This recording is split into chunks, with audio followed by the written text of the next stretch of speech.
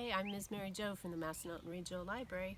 Glad you're joining me for story time today. We have some stories today about tails, different animal tails, and you're going to do some guessing too. But before we read, can you show me your thumbs? Wiggle them, get them working, and then hide them so you can't see them. Where is Thumpkin? Where is Thumpkin? Here I am, here I am. How are you today, sir? Very well, I thank you. Run away, run away. The first story I have to read today is called Who Has This Tail? It's written by Laura Holbert, and the illustrations are by Eric Brooks. And this is a guessing one, so see if you can guess which animal has some of these tails that you're going to see. I bet you'll know some of them. Who has this tail? Do you know who has that tail? A spider monkey has this tail. A spider monkey uses its tail to hang onto branches.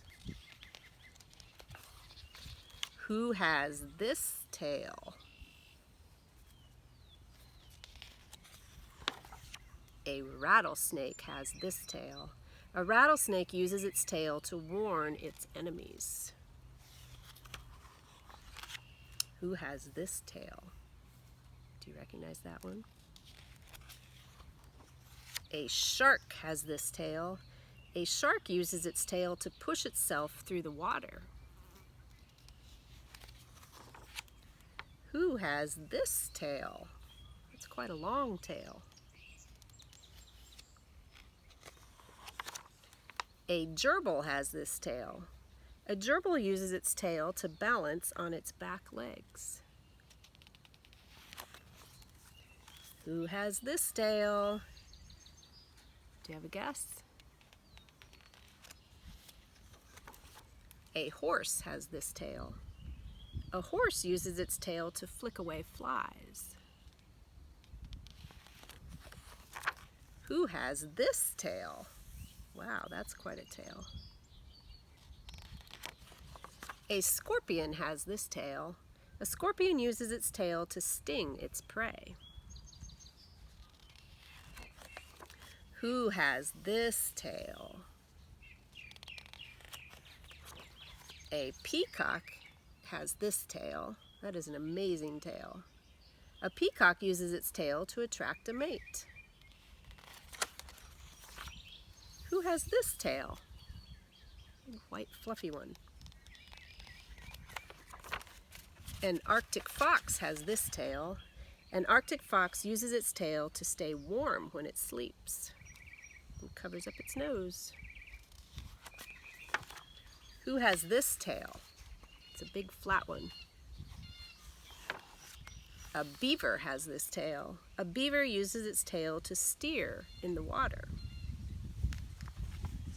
Who has these tails? These are all the animals we saw. We have these tails. And that's the end. I have another story about tails.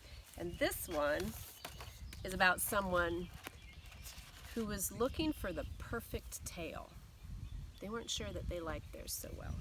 This one's called The Perfect Tail, a Fred and Lulu story, and it's written by Mia Araki. Look at all those tails. The perfect tail. This is Fred. One day, Fred met Rodney by the stream. "Lovely day for laundry, isn't it?" said Rodney. But Fred didn't answer. He was too busy admiring Rodney's striped tail. He thought about it all the way home.